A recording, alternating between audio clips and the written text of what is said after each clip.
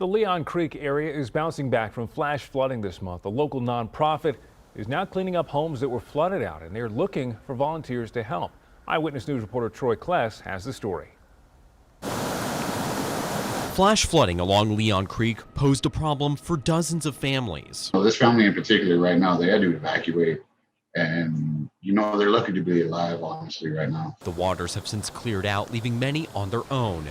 Joseph Villarreal runs the group San Antonio Aware and Prepared. The group assists with disaster response, and they are in the process of clearing out a home completely, they say.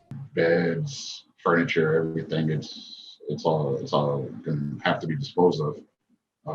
There was a big mold problem in there, and we're, taking care of that as we go. Any helping hands that can assist with manpower or donating to pay for supplies is in need. That way, we can not only help this family better than what we are right now, but we can help families in the future as well. He says the family just finished repairs from the February winter storm before the latest setback, but says he would be grateful if the San Antonio community can step up to help.